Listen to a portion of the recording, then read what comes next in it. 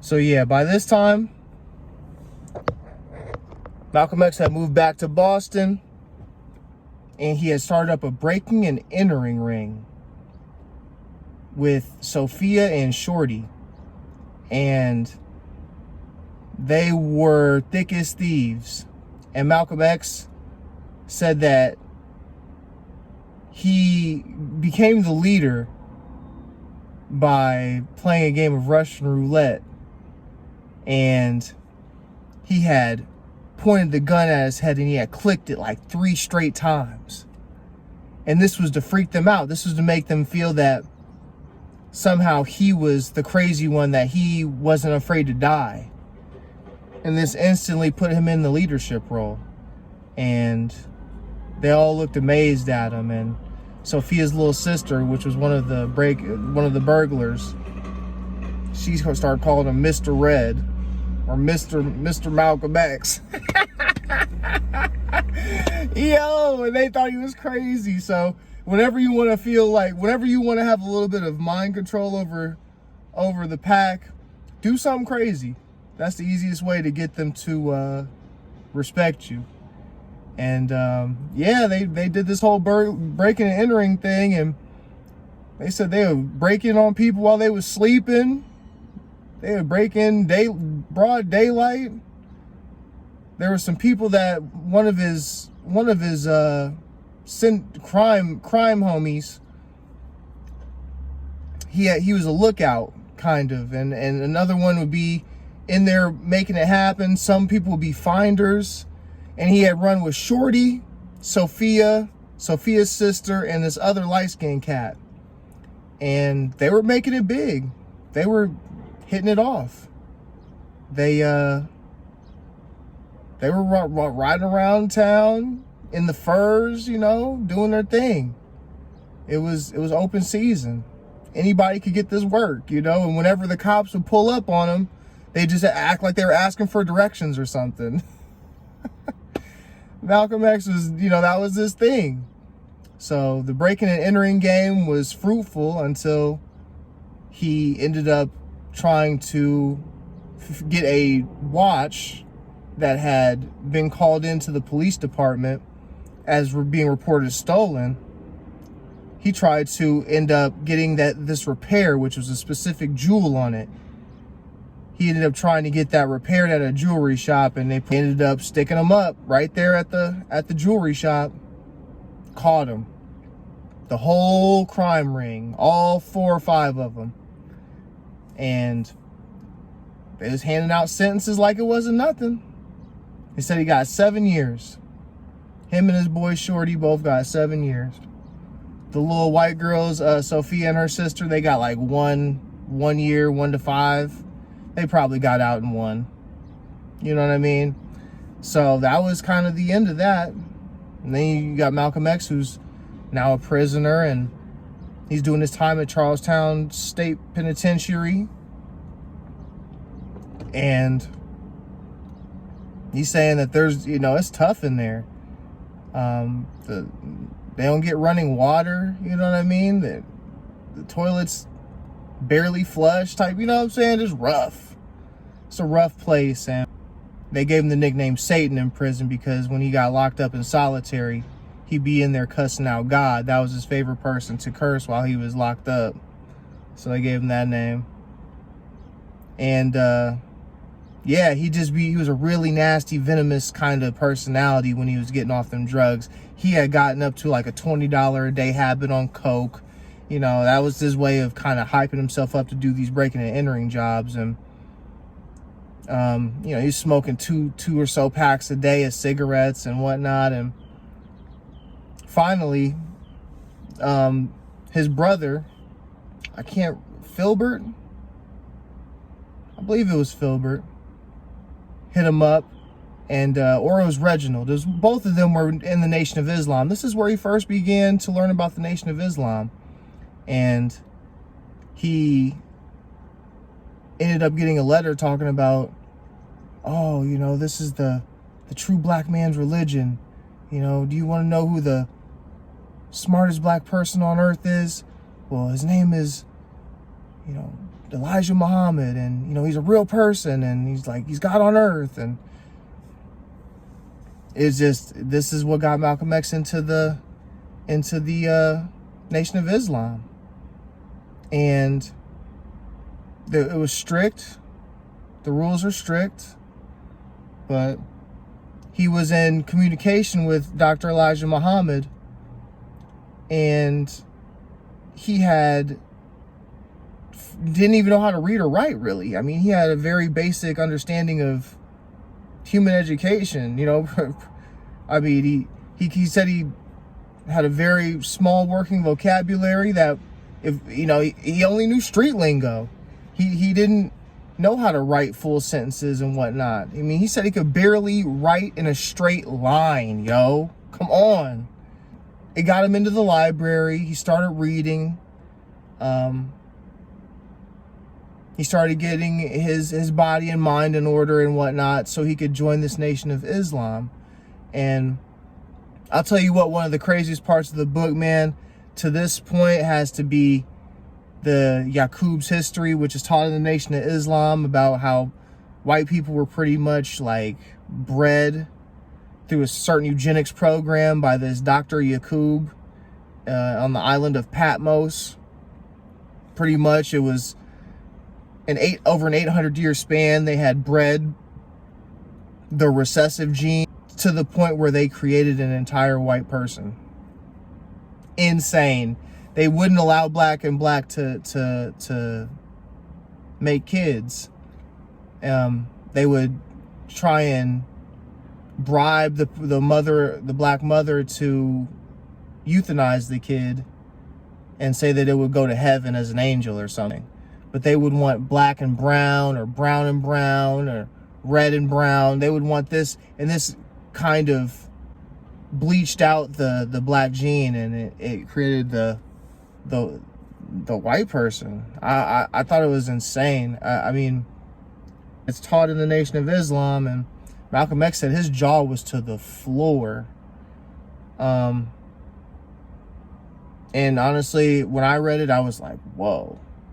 And it was like, pretty much Dr. Yaqub did this because he was envious of Allah, and he wanted favor, and because people wanted him, he was like a menace kind of in his society, so they had ostracized him to the island of Patmos, and it was kind of a revenge plot, and he was going to create a race of white people. And Dr. Yaqub is a black dude. That's the crazy part. Can you believe that? A black dude scientist created white people? That's wild, bro. So, it definitely caught my eye, because it's just, who knows how white people, you know what I'm saying? Like, it would have to be that, because obviously, black is a dominant gene. It's just, if you look around in nature, a lot of nature is black or brown or red. You know what I mean? So, black absorbs the sun, absorbs all the rays of the sun. So, and white doesn't. A lot of white anything. I mean, think about, like, there's not a lot of white in nature. Let's just be real. Besides flower petals and snow. That's about it.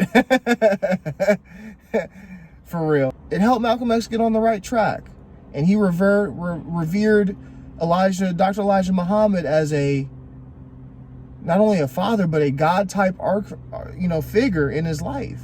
And Dr. Elijah Muhammad was the only one who wrote him while he was in prison. Kind of like that. He was like a pen pal, and he gave Malcolm X hope and whatnot. And Malcolm X, he started to get into public debate.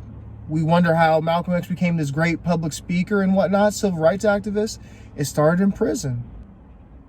Being a lawyer and public debate was almost kind of related. So he got to fulfill an aspect of what it takes to be a lawyer through being a civil rights activist. And he was reading 15 hours a day. He said he'd only get like 4 hours of sleep a night. He said that he was reading all kinds of books. This is the time where Malcolm X begins to blossom as a person. He drops all the street shit and he gets on to real life scenarios, things that he can really change, that are really going to bring a positive impact to his life. And this is he did his time, and he got out, and guess what he bought? This is his superhero uniform, pretty much. Malcolm X got a suitcase, a wristwatch, and a suit. That's his uniform. I'm telling you, man, Malcolm X knew what he wanted when he was a kid, man. He wanted to show people, like, that was kind of his revenge plot, was, you know, since people didn't want to believe in him for being a lawyer, you know, he went on kind of a bad streak, that's all. But when he got out, he knew what he needed to do. He knew how he needed to focus. And those were the three things that he wanted. And he went on to work for the nation. And he started to learn the different aspects of the Nation of Islam, and that there's certain kind of prayer rituals, and they're called ablutions, that you need to wake up in a certain order, that you need to wash yourself in a certain order, eat in a certain order.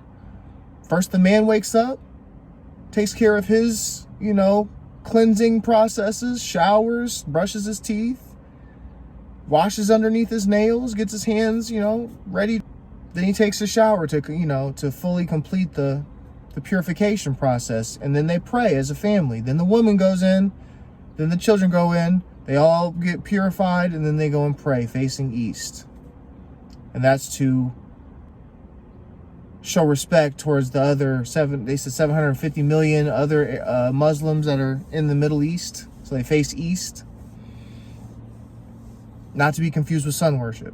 This gets him into the process of becoming a Muslim and whatnot, and reveres Dr. Muhammad as, worshipped him like he worshiped God, man.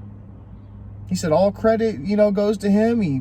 He signed an agreement saying that all of the money that he makes would go to the Nation of Islam. And, you know, he was so great at raising people, organizing rallies and whatnot. You know what I mean? He was really special. The Nation of Islam, from a 400 member group to a 40,000 member group.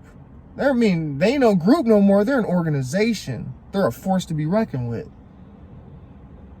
So that just goes to show you that Malcolm X was super important to the nation. And I mean, he had raised them up so much that, I mean, they had started to make headlines. They were in magazines. The Los Angeles Herald. They were in books, C. Eric Lincoln's Black Muslims. They were on multiple television documentaries, Louis Lomax. They were doing all kinds of things. They had their own newspaper that Malcolm X started, Muhammad Speaks. This was Malcolm X that had put in this work. See, Dr. Muhammad wanted them to just sit around and said that, oh, if Allah wills it. Malcolm X was a spearhead. He wanted to be dropped into the battle. He didn't want to sit and watch. He was one of them generals that want to be on the battlefield. They would be getting people from church. They said that was the best time to fish people, was through church. Black separation. They needed their own land, their own territory, their own hustles, their own businesses, their own currency. You know what I mean? They needed to have their own way of living. That this society, which is Eurocentric, is not conducive to the black man's mental, physical, or political health. That black people have suffered through trying to integrate for far too long. That it hasn't worked yet. That we're still, as a people, black people are still fighting. And I'll say we because let's be real, bro. I'm red. I'm not a white dude. Not like white people are white people. You know what I'm saying? I'm closer to a nigga than a white person. in this society, if they classified me. But I'm just me, baby, you know. Stellar being, up there with the stars and the constellations, out of sight, on your mind. But yeah, man, he was a mad scientist when it came to being a speaker. And he spoke at Harvard, Yale, all kinds of Ivy League universities. He'd speak at small gatherings. He was helping to set up mosques, making headway. And not much could stop him. Except for, guess who? His own people. That's what I mean, man. It be your own people. It's the people closest to you that envy you the most. I mean, he was the Nation of Islam's national minister. He was, and I quote from Dr. Muhammad, his best student. And he was the one that crossed Malcolm X. All because he had broken one rule of visiting some isolated women that had supposedly had babies by Dr. Muhammad. Now, Dr. Muhammad isn't supposed to be having no relations with none of these women. Remember, he's married. You got kids. So how you got 4 out of wedlock babies by your secretaries? Malcolm X heard about this, and to his own stupidity, he wanted to help try to save his public image. He was going to put his image on the line to try and vouch for Elijah Muhammad and call it prophecy. That's wild. They wanted to spin it and say that it is prophecy. That David had laid with other people's wives, that, you know, all this, you know, trying to make it biblical and whatnot and spin it a little bit. And it ended up being that when Malcolm X had made a reference to the assassination of John F. Kennedy, the headlines had reported that the chickens had come home to roost when they asked him what he felt about it. And that was the headline. And Dr. Muhammad had seen this and said that Malcolm X had made a mistake, that it was not good that he said that, and that he should take a 90-day leave of absence. And Malcolm X referred to this as a physical divorce. So it just goes to show you, man, that it doesn't matter how much good you do. One thing can ruin everything. So you got to be more careful. I want the world to know that Dr. Muhammad is a bitch. This is literally the captain of your whole entire squad. This is the general of your whole entire army, bro. And you're gonna do that to him because what? Because you messed up? Because he had gotten some information on you? Come on, man. He did everything right. You did that to make an example out of him because you were jealous. And that's just how it goes, man. That's life. Once you become a great public figure, and Dr. Muhammad even pre-shadowed this, people are going to envy you and hate you. It just turned out that the person that told him this advice was the same person that made it a real life thing. And Malcolm X said he went numb. And at this time, he was starting to get death threats from his own people in the Nation of Islam. I mean, this was a pivotal time in his life, because for the first time, he had submitted and he had given himself to living a healthy life and a good life, and he had really put his faith in man, you know what I mean? Instead of living that wild life like he was in the streets where he didn't trust anybody, he was ready to, you know, he was toting straps. Malcolm X was toting straps, baby. He was known to have 3 guns on him. 32, a 38, and a 45 if he could tote it. He was not playing around. So now he was on the straight and narrow. He didn't want to take any extra donations. He didn't want any kind of extra money. He just wanted to have a mission. And his mission was to help out black people. refigure their minds, get them to become lobbyists. 20 million black people. He said that why is there not a black vote? Why is there not a black bloc in the political arena? 20 million people could swing any vote, and it would make them a real big figure. He said that doctors have lobbies, farmers have lobbies, education has a lobby, lawyers have lobbies, different races have lobbies. Black people have, bro, I'm sure Jewish people have lobbies. I'm sure there's a German American lobby. I'm sure there's an African, literally an Africa, the continent lobby, a Chinese lobby. I'm sure there's all kinds of lobbies that are in the ears of these politicians. But black people were too sick mentally, and we're too focused on ourselves to come together. And it's just, it was time for a change, and Malcolm X was the leader of this change, and he was really gaining traction. And although he was considered the most angriest nigga in America, they called him the fomenter of violence, the angriest black man in America. They was really slandering his name. But he advocated to be, to hold it down, whether if it comes to violence, whatever, white people took over this whole entire country through violence. They didn't just ask, please, Indians, give us this land. Please give us. We begging of you. No, they took that shit. Gunpowder and bombs and cannonballs and shit.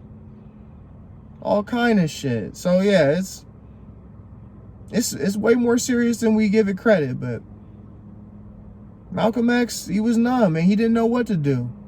And he ended up getting with Cassius Clay and took a little leave of absence and went down there and showed his face with Cassius Clay in Miami while he was about to face off with Sonny Liston, and kind of made that into like an Islam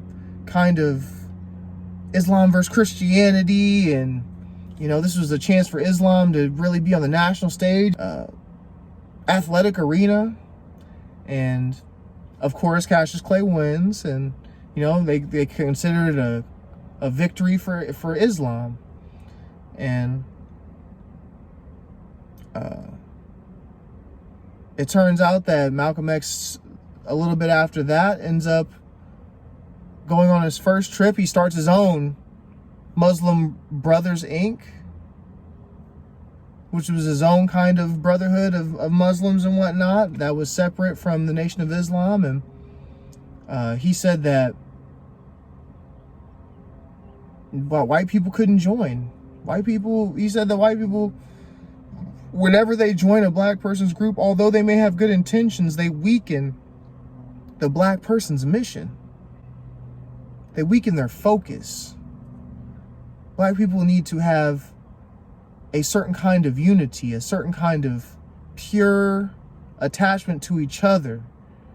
Because when white people come in and they start flaunting their money around and whatnot, they start to want to advise and give direction. And it just turns into what we already have right now, which is black people ain't really the head of anything. Black people don't have no kind of money or financial power or political power. So we need to be in control of our own destiny. And he said that pretty much from here on out, like, you guys, white people, you guys help us, but separately. You guys get into your own groups and figure out ways to help us while we do our own thing. And I like that. I think that is noble. You know what I mean? If you really care, you won't be in our group trying to help us. You guys will be amongst each other trying to help us. It almost seems more genuine. The Muslim Brothers Inc. took place in Harlem, at the Carver Ball Center or Conference Center. That was his office at the Teresa Hotel. Told you, Harlem was Malcolm X's spot, man. He had made his name known in Harlem. And this was the time where he started to get death threats.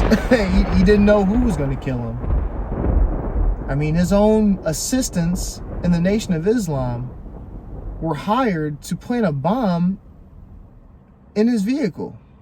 Not to mention, at this point, his the house that the Nation of Islam put him in, they were trying to foreclose on that. They're trying to get him kicked out and evicted from that house. He went to the actual holy world, which he calls the Middle East, and he went to Mecca. He went and visited the Kaaba, which is the black cube that sits in the center of the holy tribunal of Mecca, and that people walk around it. And, you know, if you're lucky enough to get close enough to touch it, you know, this is like it's a great accomplishment.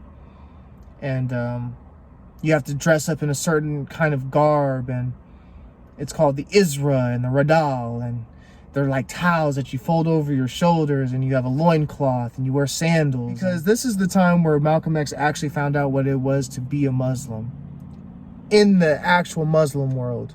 Not in America, where you're constantly under criticism and you're always being judged and looked at in a certain light that is given to you by the psychology of America. He got to go over there and experience what it was like to be a Muslim amongst Muslims. You know, tried and true Muslims, old school Muslims. And he said that right off the rip, he could tell that the warmth and the brotherhood was there. You know what I mean? That in Europe, they treat you like you're a human being, as opposed to in America, they treat you like you're just a dollar bill. You're something to be exploited for money. It was something about the unity that all different colors of people would make this pilgrimage, and that you couldn't tell who was a king and who was homeless. You know, that's how unified people were in spirit. You know, they weren't segregated based off of who has the Rolex and who has the Walmart Casio. You know what I mean? Who has the hot Italian leather shoes and who's got the Timbs, you know what I mean? You know, it was, everybody kind of looked the same. And it just was a big revelation, that pilgrimage to Mecca, which his sister Ella had funded.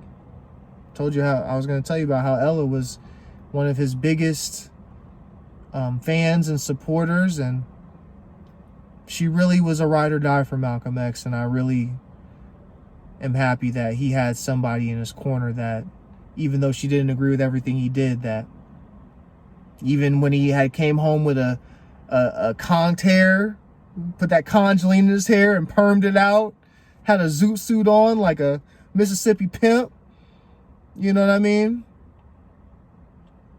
She still accepted him. She said, she quoted as in the book, she said, it had to happen. So fast forward, you know, he comes back and, you know, he changes his mission.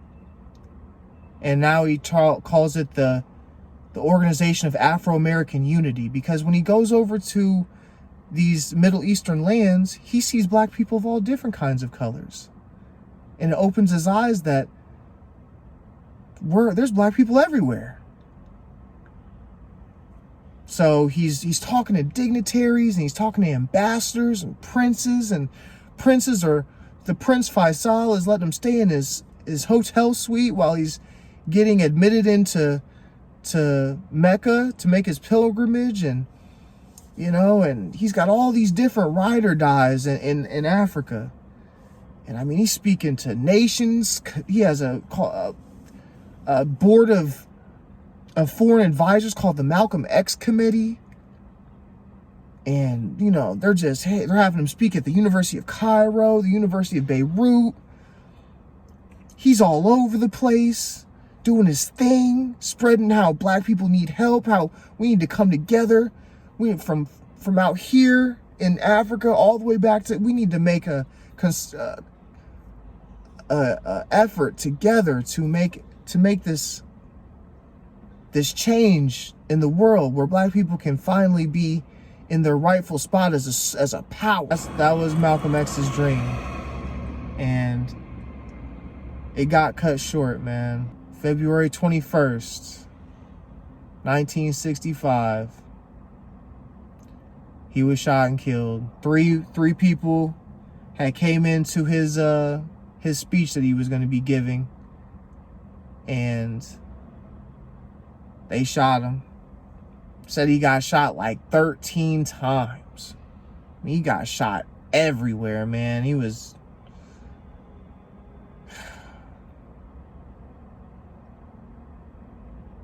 First time I cried reading the book, man. I'm heavy right now even talking about it, because I know that he had lived 2 different lives, and he was for certain paying dividends for the life that he lived, that hustler life. I mean, I only told you a little bit of it because we only have so much time, but I mean, he was living a wild life, man. And you know, he threatened people's lives before. Don't think because you know people threaten his life, he threatened people's lives as well. You know, the golden rule in this life, and I will give the Bible this much credit, is treat others the way you want to be treated, because that is how it will go down. Live by the sword, die by the sword. An eye for an eye. So, Malcolm X, you know, he went out in the hail of gunfire, and, you know, of course, he didn't have a gun on him. These people were, they never actually caught the people that did it. They caught one guy running out of the place that they thought he did it, but he had never been tried. You know what I mean? They almost killed this guy too. One of the guys that was running out of there, when they heard that Malcolm X had been shot and whatnot, they thought that this guy that was running out of there was one of the guys that did it. There was a total of 3. They never found out. It's just, it was a terrible thing. And his wife, Sister Betty X, she ended up becoming a widow. She had 4 kids, all of them daughters. I think she was pregnant with the 5th at the time. I wish that Malcolm X would have had a son that would have carried on that legacy, that spirit, you know what I mean? That fighter's mentality, you know, that Malcolm X had. Just want to end this by saying that Malcolm X was a great person, man. I know that he lived a crazy life, and for the most part, there was some debaucherous things that went on in there. But we're talking about a kid who lost his father early on, his mother before the age of 18. And he was a subject of the state. You know, he grew up in the ghettos, which we all know is a social experiment.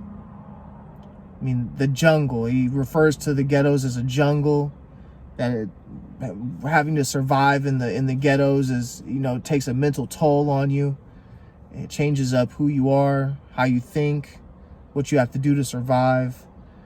But I will say that Malcolm X made the best of his life, and he did have to atone for his sins early on, and they were many. But he definitely says that he gives all credit to Allah, and that any mistakes that he made were his. And that takes a fucking man to admit that. You know what I mean? He could have blamed everything on all this bullshit that happened before. You know what I mean? But he fucking stood up and fucking pounded his chest, and he fucking got on his 2 feet, and he said, I don't care what my situations was before. I'm going to make the best of this. And he did. So I want that to be everybody's goal in life, is that it doesn't matter what situation you've been handed. You figure out what the best situation is for you to succeed. And you go out there and you die. You die on that mission, searching for what it is that's going to make you complete. Because everybody has a goal, a mission that they need to accomplish. Malcolm X did what he had to do against all odds. So keep that courage. Ask the universe, ask yourself what it takes for me to be the most courageous person I can ever be. And I promise you that you will be gifted that. Because Malcolm X had to do the craziest stuff to get by. And guess what? All in the end, he's known to this day. That book changed my life. It let me know that what I need to do is to not only change my views on my life, but I need to change my views on the world around me. I need to get out here and I need to go and search in far and distant lands where it's not Eurocentric. That's what he did. He took that pilgrimage to Mecca so he can go and see a different lay of the land, get a different kind of aspect of a different mindset on exactly how the world works. I mean, this dude was in Nigeria, Ghana, all these different places. So what did I do? Me personally, Stellar Being, the one and only. This week I got my passport. It came in the mail. I'm officially cleared to go and visit distant lands as a United States citizen. So that's a blessing. And I feel like Malcolm X is proud. Wherever he is at in spirit, he is proud, man. Because I want to go and see the world for what it is. And I know that there's things that I have could never even dream that are out there that are waiting for me to set my eyes and my ears and my nose and just take all the five senses and just consume it. So definitely keep Malcolm X in your hearts and on your minds. I want you to read his autobiography because it will show you that there is a different way of life out there. And it doesn't matter how low you've been in society. If you really want to change, you can.